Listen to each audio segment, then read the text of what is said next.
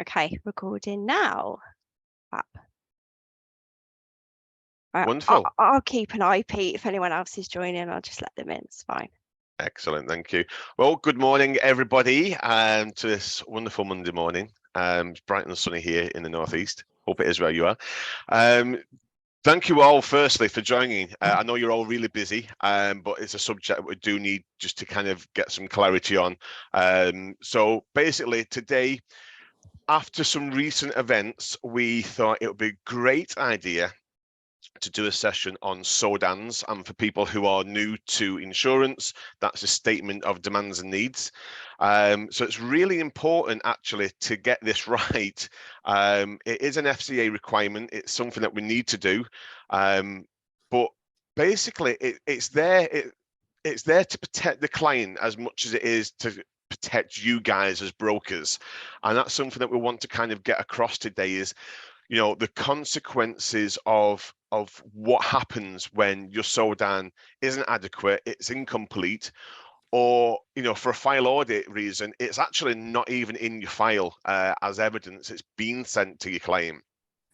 So me and Joe have put something together today. Hopefully we can get it out in one piece between us. But yeah, we need to go over the pros. There's not many cons of doing it. I know it's your time, and I know 30 seconds to when you're busy is like 3 days. But like I said, it is here to protect you as much as anybody else, really. So on the back of that, the first thing, you know, to ask ourselves is, what happens when the SODAN is incomplete and it is inadequate, and what can happen? So there's two things we're going to discuss today. One of them is claims, what happens on the back of that when we get a claim issue. And also on the back of a claim, what can happen then is a complaint. And again, you know, these things have happened, and this is why we've brought this session to you today. So Joe, do you want to kind of discuss, you know, what happens when claims and how that happens? Okay, Please? Thank you, Pete. You're welcome. If you just keep an eye, are you able to let people in as well? I don't have co-host, I'm afraid. All right, I'll let people in. It's fine. I'm used to this. Hi, everyone. Right, let's get stuck in then. So most issues that we have with SODANs either being blank, inadequate, or unfortunately factually incorrect arise at the point of a claim. This is when, as we all know too well, this is when your cover is truly put to the test, as well as your relationship with your client and any future potential business with them. And we find that assumptions tends to be the biggest problem. So assumptions made during your broking process by either you or your client can go either way, can cause major issues down the line, particularly when it comes to a claim. Our trends are showing that the cover most clients assume that they have and don't is BI. And a recent example where this went really wrong was where a client had a break-in at their shop. Their equipment and their stock was stolen. There was damage to the premises because of the break-in, which meant temporary closure, as you would expect. So the repairs needed to be made and the stock needed to be replenished. The SODAN, the client needs part of the SODAN, did factually say that the client needed BI cover, but the requirements were blank and the policy didn't have any BI cover in place. Yeah. So obviously that claim was kicked out, which led to a whole host of issues, as you would imagine. Another example was where a policy was recently sold. There was no SODAN at all in place, so it was left completely blank. The client assumed that it did have, I think I can hear you, Tom. Are you all right just to mute yourself? I think it's Tom. You're on the phone. They assumed that they had tenant damage cover for malicious damage. I'm just going to mute him. There we go. But there was no such cover in place. What we can't do is lean on either insurer documentation or anything that we're pulling off actuaries in terms of risk summaries to demonstrate to your client the cover that they have or any key exclusions. The SODAN is the best place. It's not the only place. We're going to come on to it later, the alternative options that you have. But in our opinion, the SODAN through Actress is the best place. And it's your place to provide your broker statement to outline and confirm that you fully understood your client requirements. It's your place to outline your full recommendations and crucially, the decisions that your client has made for each cover. We all know too well the impact of these situations when it goes wrong. So best practice is to leave no stone unturned. Make sure that you dig in really deep when you're doing those fact finds. Discuss and document those add-ons that we all know can cause issues in the future. And most commonly, those tend to be things like legal protection and income protection. So make sure that you're fully protecting both yourself and your client by having those discussions and documenting those. Whether they take those or not is ultimately their decision, but we need to make sure that we're having those conversations and documenting them. So like I say, fully capture in your documentation the covers that you've advised, and we're going to remind you on how to do that, and the decisions that your client has made for each cover. It's also really crucial that you capture the areas of your recommendation that differ from what your client has originally asked for as part of the fact find. If there are areas that your insurer couldn't offer cover for, or there isn't a market for, things have changed, negotiations have been made, things are different to those original discussions and requirements that your client asked for, then you need to make sure that those are documented, and we're going to remind you which box is best to put that in. Good examples of this are things like bespoke items, flood cover, indemnity limits that may have been lowered that couldn't be agreed by your insurer, subsidence, anything like that, we need to make sure that we're pointing out. Claims that are turned away are very likely to cause you reputational damage, at the very least, a lapse at the point of renewal, and complaints.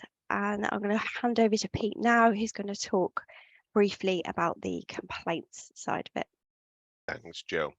Yeah, you're right. So what we have found, and I think there's been a few cases recently where a claim has been put through. Like Joe said, BI is probably one of the key ones at the moment. The client thought they had BI cover. Obviously, it was then repudiated. The insurer, no, you don't have it. That has then led to a complaint, and that complaint, is, I mean, any complaint is serious, but the last thing that you want is a complaint, as Joe said, a reputational damage, and that then going to, if we, I mean, we will try and fight, the corner as much as we can. Don't get us wrong. We will not just sit there and, let them walk all over us, but we have to investigate it fully. And if then that client decides that they want to go to the FOS, which is the Financial Ombudsman Service, which they have in the past, and this is again another reason of today's session, then the FOS will look at all of your documentation, and your SODAN holds the key to, to kind of, I'm not saying getting away with it, but it does hold the key really to whether that claim from the FOS is going to be, held or not. And what we've found is that the brokers that have really good, solid SODANs, where it's in black and white, from top to bottom, quite honestly, that complaint goes away fairly quickly. There's no grounds for them to say otherwise. But when your SODAN is not complete, it doesn't factually hold up to what the client has asked for. for example, in the requirements section, it might advise that they require BI, but yet because that SODAN hasn't been completed correctly, and it doesn't advise that BI is actually inclusive, and it's just then the client's thoughts of, well, I've asked for BI, I must be covered, and that's what we're finding. So complaints have come in. There's been quite a few complaints, and quite a few of those have gone to the FOS, and some of them, have gone well. Some of them haven't gone well. So it is really, really important. You don't want a PI claim. Obviously, that's the last thing that you want as a broker. You definitely don't want that to happen. You definitely don't want that reputational damage, because it's your business, it's your livelihood, and as Joe says, on the back of a claim that gets repudiated and there's no evidence to back anything up, then it's your livelihood, and we want to make sure that you're not going to be affected, and that if there is a claim and there is a complaint, then we can say quite strongly, we've got all the evidence that we need in the file, in your SODAN, to advise that you had or you didn't have a certain cover in place. And that is the big thing here. It's not just what they do have in place, it's also what they do not have in place. They may have asked for a certain cover that you can't provide them. You may have offered them additional cover, which they then refused. But if it isn't down in black and white, it isn't down in that SODAN, it's their word against yours. And when the complaints come through and the FOS gets involved, believe me, they do side with the client every single time, because it's a broker's responsibility to make sure that it's documented somewhere. And if it isn't, then unfortunately, it doesn't go your way. So this is really important for you guys, and we're sat here trying to make this kind of a nice session, but we also need to make it kind of an important session that you take away and actually have a think about the SODANs that you create now.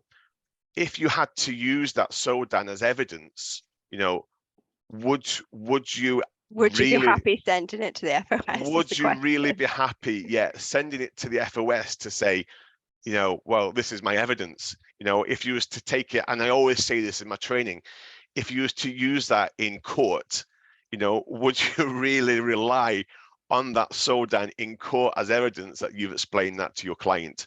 And this is what we want to look at today. So I'll share my screen, Pete. If you would, that'd be great, Joe. Thank you. Okay, so as you may already know, and Joe will take you through this in just a few moments, there is multiple areas within Actress where you can input your SODAN. Some of them aren't as strong as others, but Joe will show you the best place of where to add that as well.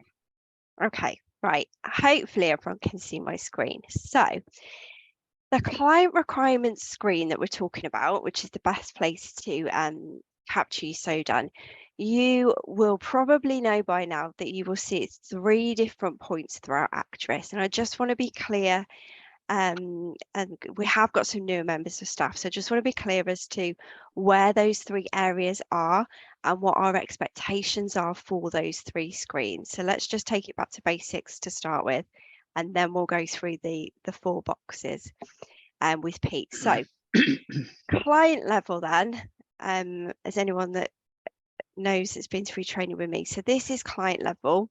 You will see the client requirements screen at this point. So you've got 2 boxes, you've got client needs and client background. This, in my opinion, is a really good notepad dumping ground to put very high level information about your client when you first start that fact find. There is no either compliance or Actress need for you to use this screen. So this is completely optional, but that's what it's there for. It's not pulling through to anywhere. It's not going to on any documentation, but it's there for you to use in what capacity you wish. So that's the first one. The second place that you'll see it is at product target level. So it's called exactly the same thing, client requirements. We've just got one big client needs box in here. Now, this will pull through to your quotation letter or your report, and I'll show you in a second the third place. So it's up to you. You've got two options really. If you prefer to capture all your clients' needs as part of the initial conversations when you're doing your product target level, you can certainly use that.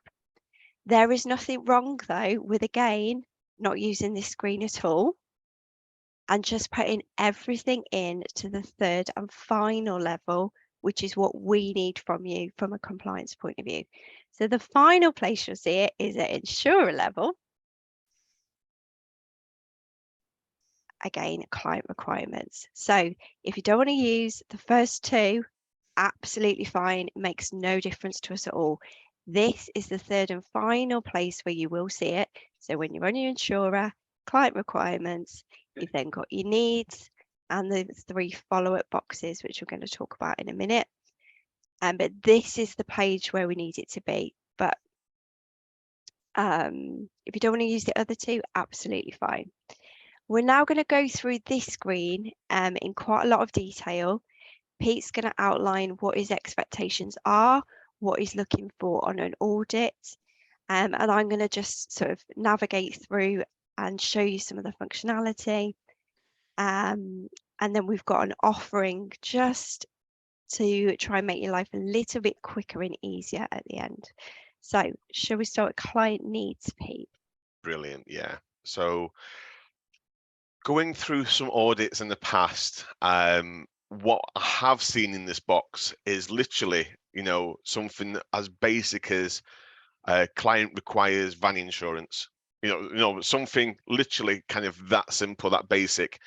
But then going through the policy, there was actually things there that really should be included. So your client needs should cover what your client actually does need. If there is any particular levels of cover needed, I would suggest also to add them into this box. As much information, so whatever your fact find was when you had that fact find with your client, it should really reflect it in this box here. So if you do save your fact finds to your e-file, whether you want to copy and paste it into here, if your fact find is that well written, if you want to then make this your fact find instead, either way, as Joe says, if you want to fill out the requirements at the level above instead of doing it at the insurer level, that is fine, but we must have exactly what the client needs are at that time. So if it is only a quote, for example, it's a quote, it's going to go out to your client and they've asked for X, Y, and Z. Brilliant. Put X, Y, and Z in here, but as much information as you can, so the client is fully aware of what they've asked for and you have captured, and they're aware you've captured exactly what they want. So, we're not asking for, for war and peace. If you want to bullet point some, bullet point it instead, that's absolutely fine. It doesn't have to be in paragraphs. It doesn't have to be, in full kind of book, paragraph after paragraph. Bullet point it, make your life simple and as quick as you can, as long as it does, satisfy what the client needs are. And if somebody else was to pick this up, for example, I'm not going to say anything's going to happen, but if you went on holiday, if you became ill, if something happened and somebody else had to pick up this document after you for whatever reason or partway through the process, if someone else can pick it up and know exactly what that client needs, that's what we would need. So bullet point it is fine as long as it's clear and it's factual to what the client actually wants. If that changes throughout negotiations and through, the insurer can't provide X and they can't provide Y, fine, that can then be put down further, further down, which we'll come on to in just a few moments. Things will change throughout your negotiations, but you certainly do need to capture the essence of what the client needs from that first fact find. As I said, paragraphs is fine, bullet points is fine, whichever you prefer. There is standard wordings in here. I don't think they're great personally. I think they don't really provide too much information, but I think they're a great starting point. So you could click on commercial combined, for example, and it gives you, an overview. If you think that it's worthy of of adding to this and increasing the information that's within that, perfect. Add to it. But sometimes that isn't good enough for some of the cover that I've seen lately, where it is a bit It's a more. start for 10, really, isn't it? It is pretty much. It is pretty much, yeah. So it's great to use as a kind of a heading, if you like, but please, add to it as much as you can. Don't forget, you're building, if you think of this page, you're building this as your evidence.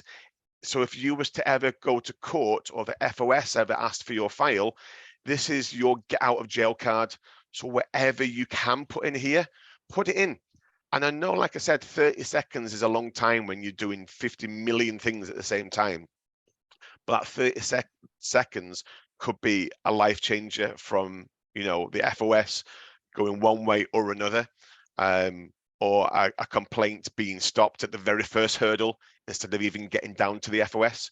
So think of this page as you giving as much evidence as you can if you ever need it in the future.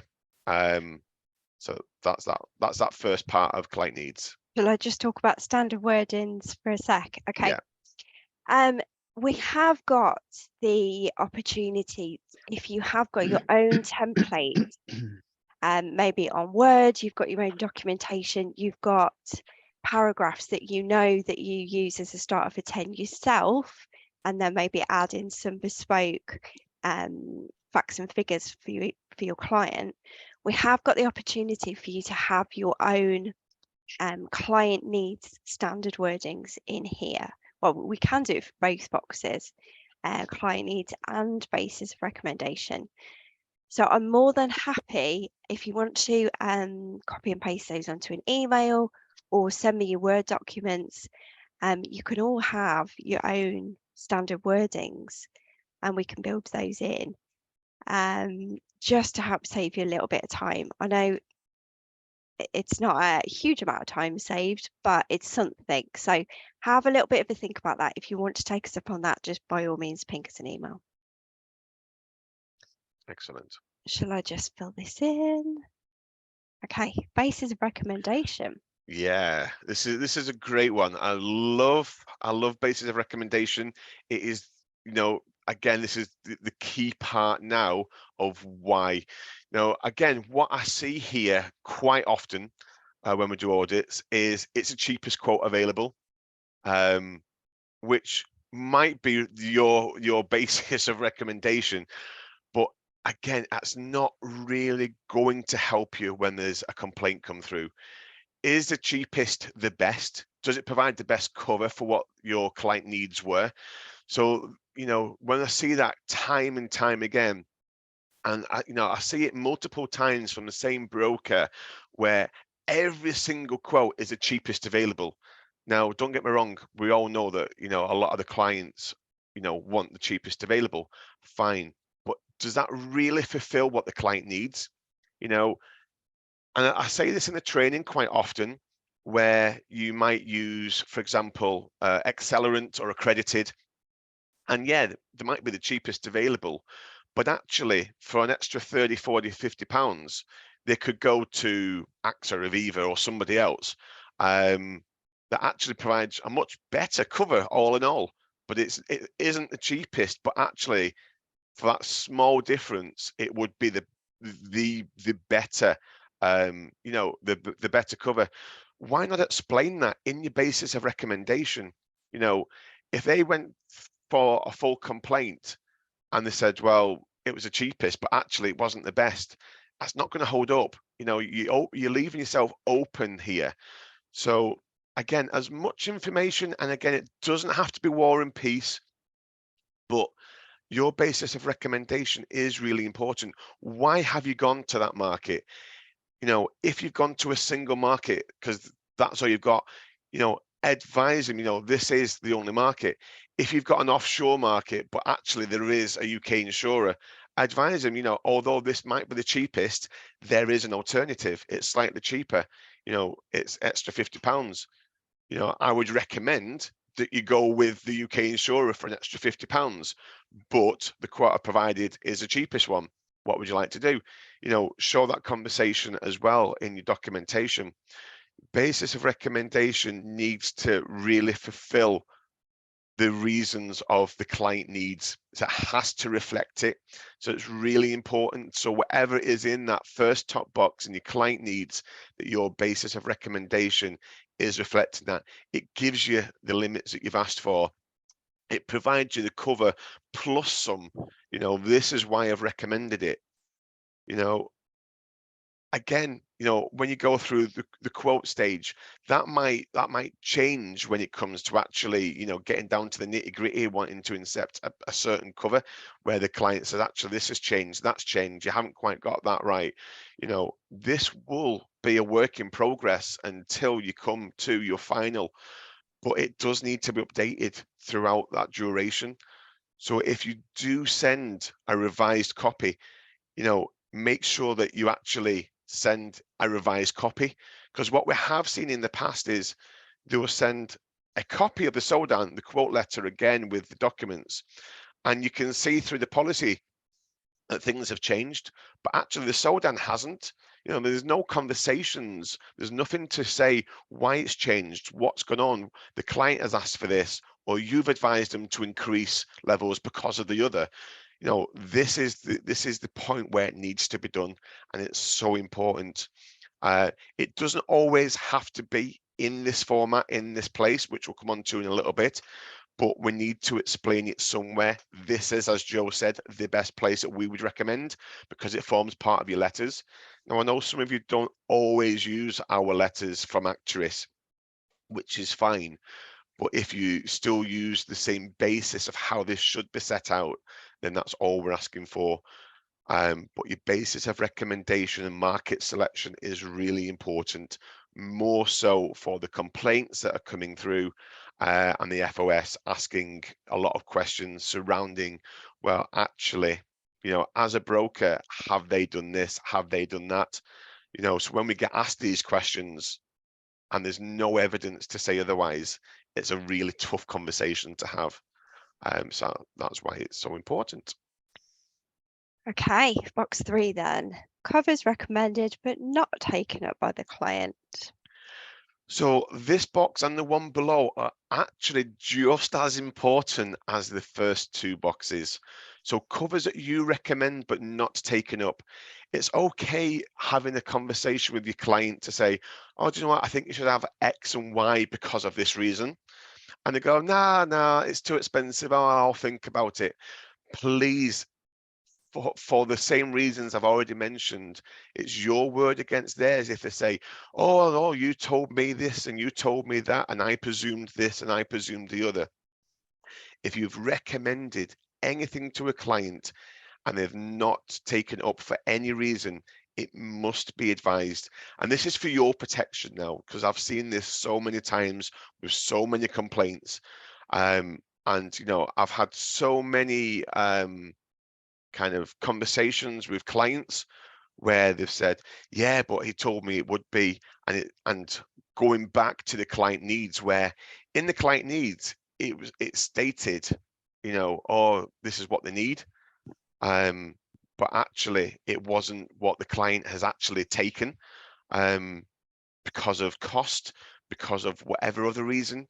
So it's really important that if anything that's in your client needs that hasn't actually gone through, it hasn't been accepted, it's not on cover, please add it into this box, because this is your bottoms, without swearing, this is your bottoms that you're protecting if ever you need this as a piece of evidence. Again, How basic are you happy for that to be, Pete?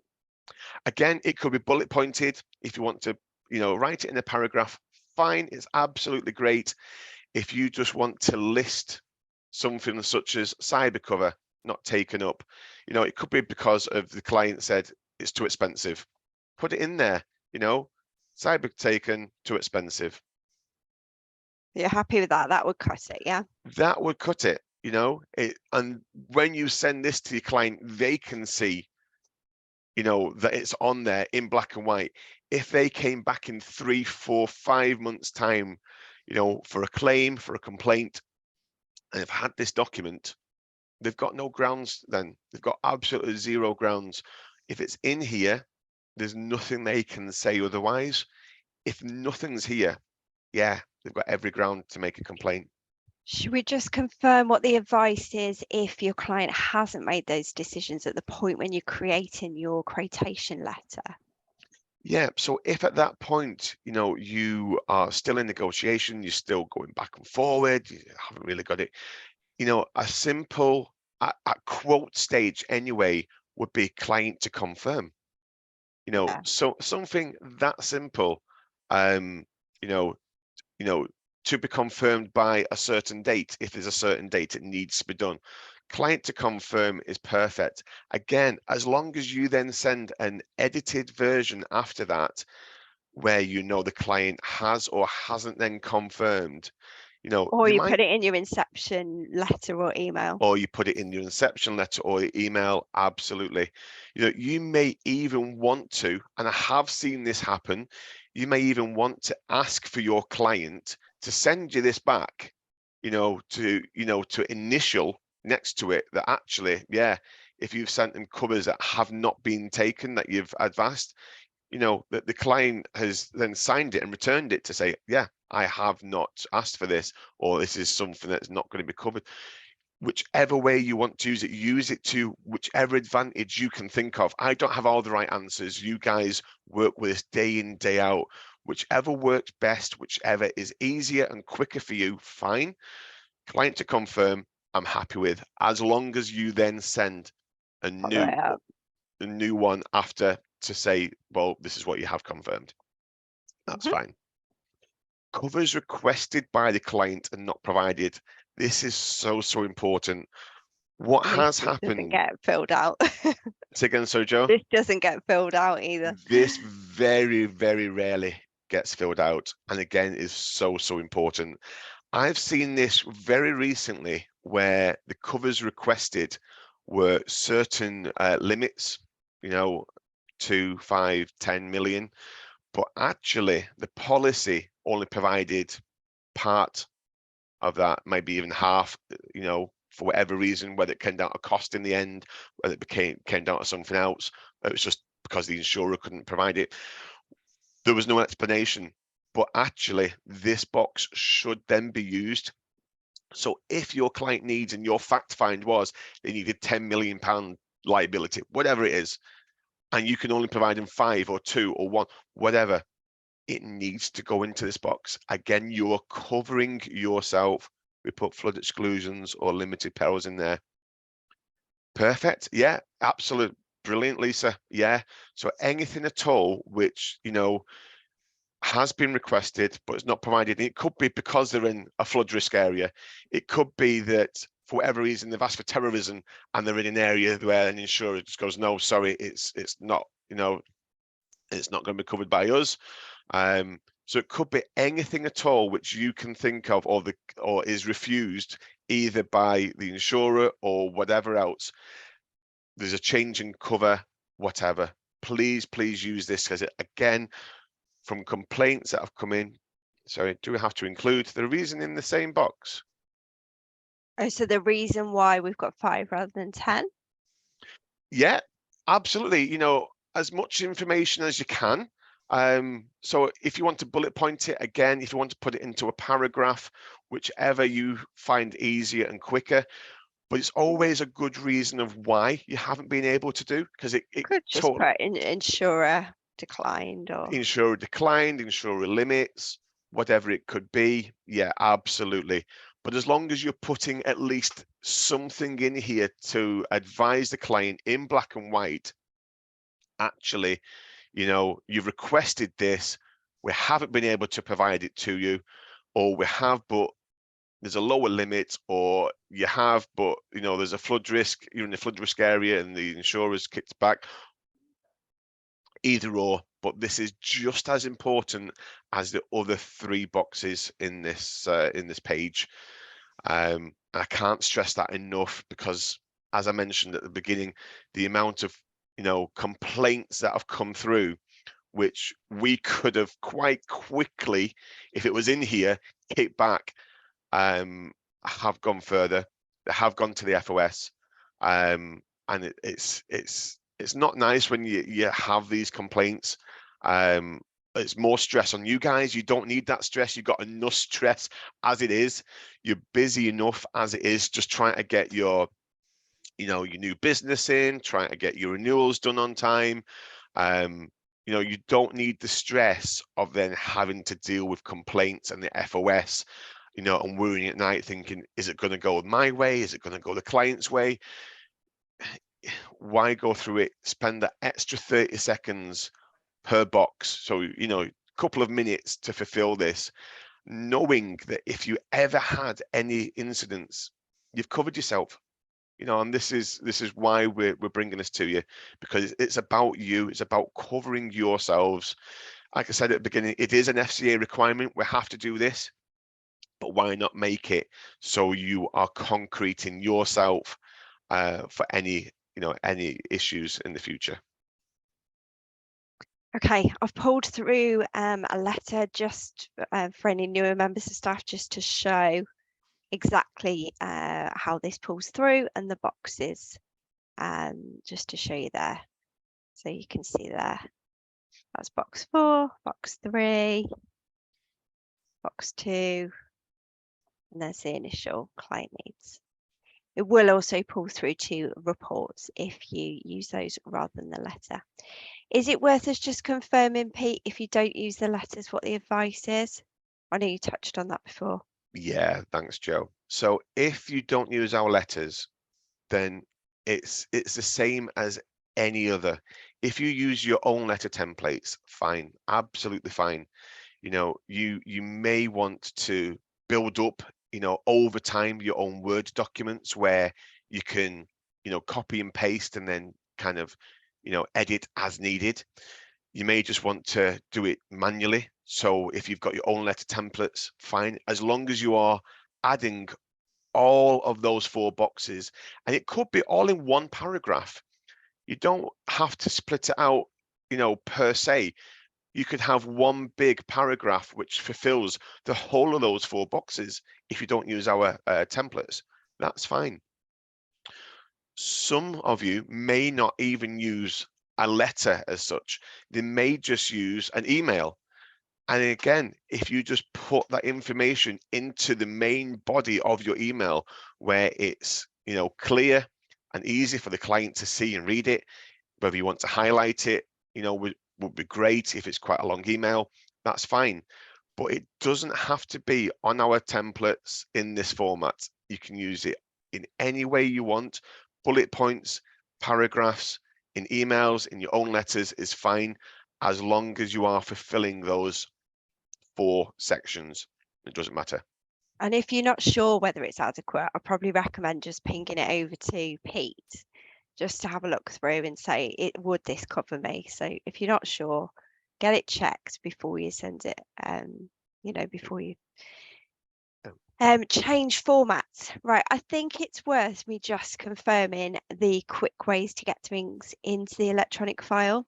So if you are utilising your own letters, or you're doing it on an email, however you're getting it out to your client, the key thing is that it's got to be in the electronic file for Pete to see it when it comes to the audit process. Otherwise, you might as well have not sent it because it hasn't happened. So we've got the long way round, which is to go through the ad and then choose your category. So let's say it's an email. let's say it was outgoing, you're then going to need to change the date. So it's the accurate date that it actually went out to your client. There's no real need to put a description in, but it is a mandatory field. So we can put just a character in there. You've then got your options. So you've got either add or locate, as we know. So add's going to be looking on your own files, your own computer. Locate's looking for what's already within Actress. So if you want to go the long way round, that's up to you. If you have got an email though sat in your sent items and you want to get that into Actress quickly, I would suggest picking it up. I've got it picked up now. I'm going to drag it to my middle column to add activity. And I know that I'm in the right place because I'm going to get the orange outline. So if I'm in the wrong place, red circle, right place, orange outline. I'm literally going to drop it. And then I'm going to tell the system what it is. So it's an email. It was between me and my client. But the advantage of this is I've got the accurate date and time. So I'm going to amend anything. And it means that when I look at my electronic file, it's all in the correct order that it actually happened. Okay. Still no need to put a description in. I'm trying to get rid of that. Your attachment's already there, and then you just save. Okay. So that is literally a two-step process to get an email in. Other options, if you've got it on your desktop, again, you can drag and drop it in. So I've got a Word document here. Again, add activity, drop it in, tell the system what it is. So it's policy wording.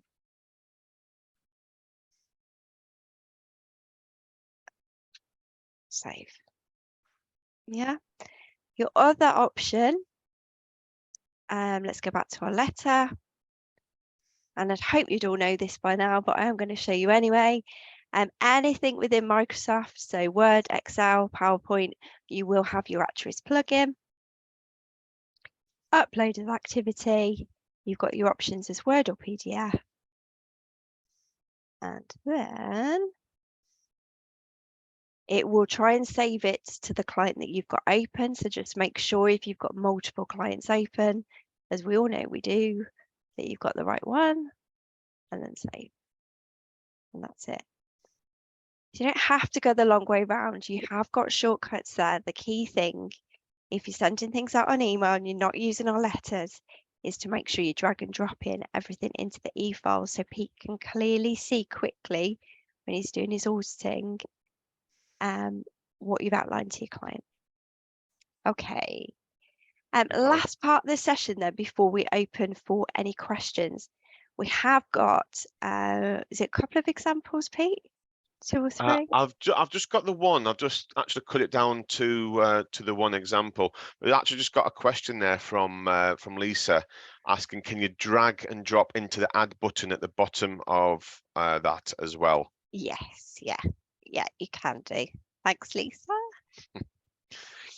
So yeah, I've got one example, and I had multiple ones, but I actually thought this was so good that I would just stick with it.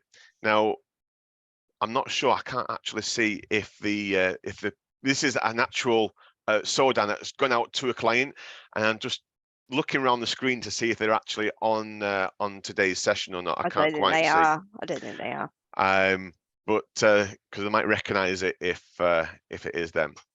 But basically, this is a SODAN. We've taken off the client details anyway. We've taken off the client details. I've kind of chopped it up a little bit, but this is kind of, I mean, when I saw this, it was Christmas Day. You know, this is this is how I want, or I would like to see them all.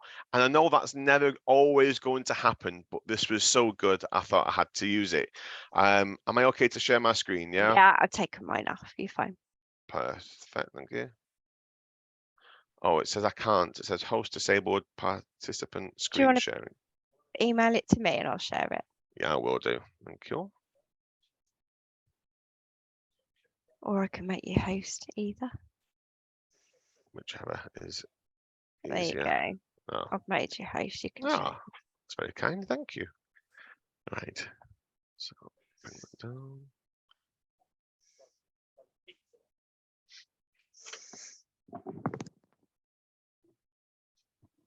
Okay.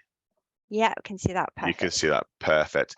So this was a SODAN, as I mentioned earlier. It did go out to a client, and this is the level of information that the broker added in here. And like I said, it was Christmas Day come early. So as you can see, this is your requirements. So it's got at the top there, cover fee, legal liability to pay compensation. This is one of the actuaries Standard sentences. wordings, Yeah, yeah. standard words. It's built in here. Yeah.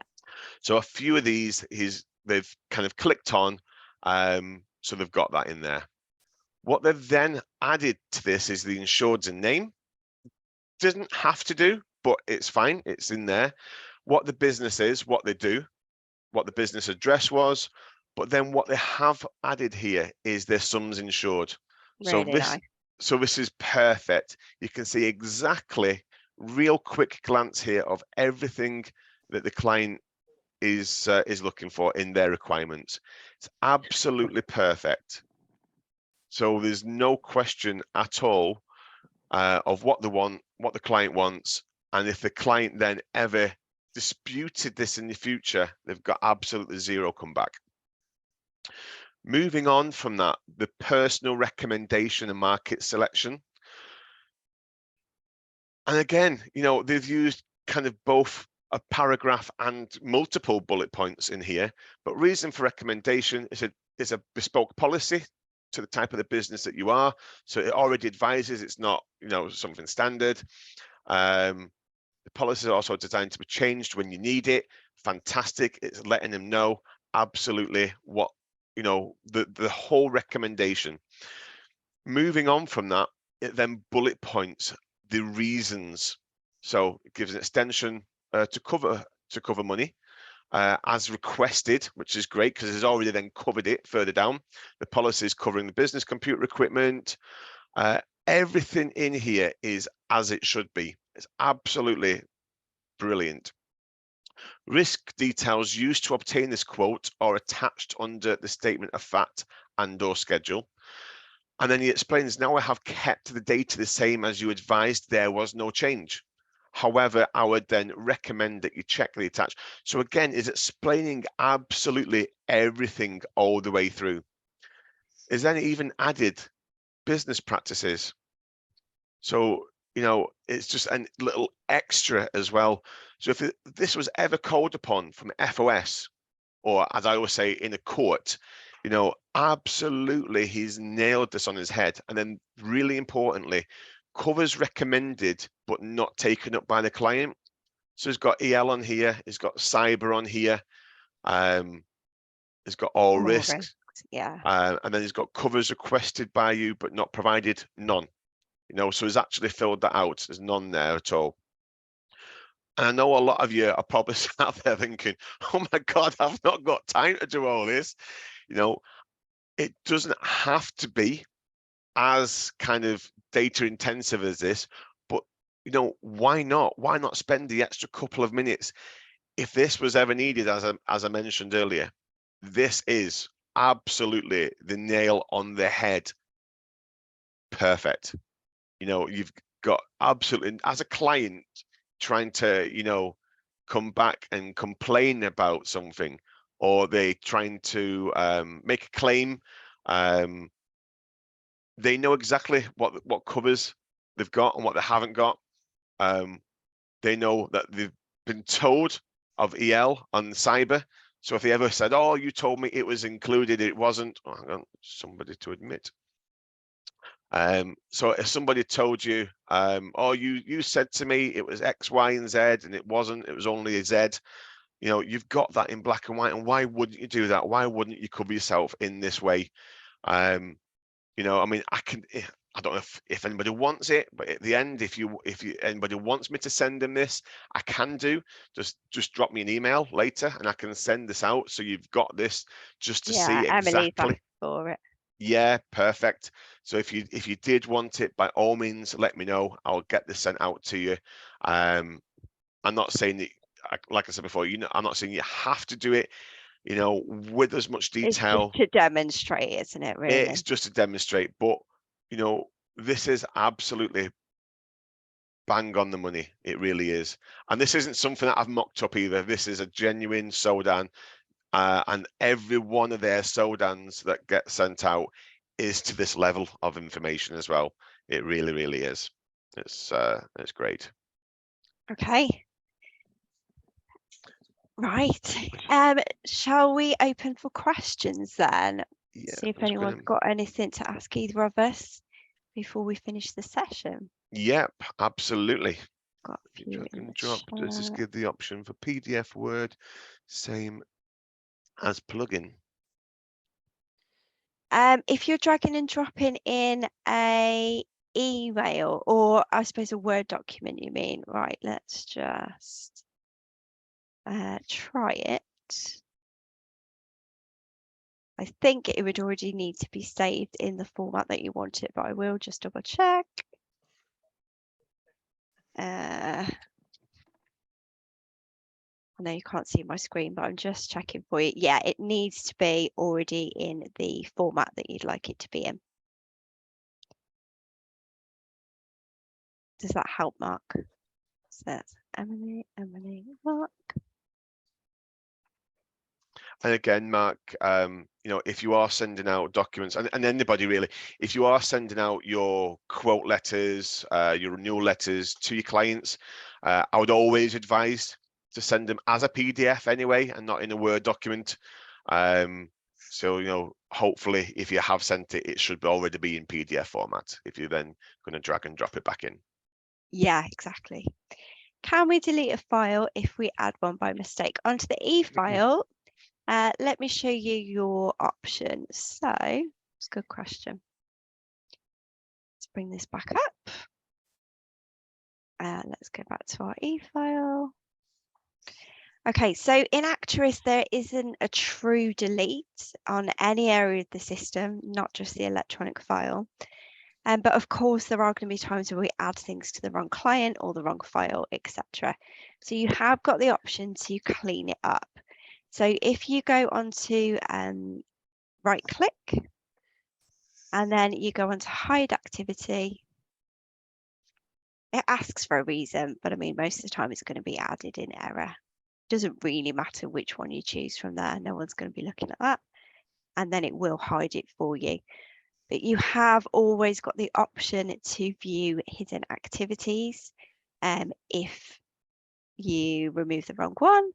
So you can reapply it. So you have got that there. So no, nothing's ever truly deleted, but yeah, of course, you can tidy this up and remove what you need to. Does that help? Where's my chat? If anyone's got questions after and they're not comfortable on the session, then by all means, pick up the phone to me or Pete, or drop us an email. Okay. Oh, we've got another one. And I've clicked off. I was too keen to go and have a cuppa. Lisa, off topic, when we clone an RFQ or remark at the moment, it's automatically copying the e-file. Is this something that can be taken off? Yes, it is. Let me make a note of that, Lisa. I can do that. Yeah, so RFQ clone, untick e-file copy. No problem, I will sort that. No worries. Any other questions? We didn't think that was going to take an hour, Pete. We've chatted You know what? away. Yeah, we thought it was going to be like, oh, maybe half an hour, and yeah, we've a lot to done say. nearly an hour. Okay. Anybody else? Anybody else? Last orders at the bar? Anyone? No? Okay, well, like I Okay, said, the that's offer's there if you need to reach out. I know there's really varying levels across the partnership of kind of background, experience, knowledge, but we really wanted just to take it back to basics today and explain the reasons for the SODAN, why it's so important, and just go through the screens, because I know there has been quite a lot of changes in the last few months. So we just wanted to make sure that everybody was on the same page. Okay. Oh, you're welcome. I hope everybody has a lovely Monday. And if any of your colleagues would like to join, we are doing another one at, is it 2 o'clock, Pete? I think it's 2 o'clock this afternoon. Yes. Yeah, so Thanks, if anybody Georgia. else would like to join, you're more than welcome to encourage your colleagues as well. Yeah. But thank you all again for your time. Have a great Monday. Have a great week ahead. And if you need us, just let us both know. Okay. Right, I'm going to stop recording now. Okay.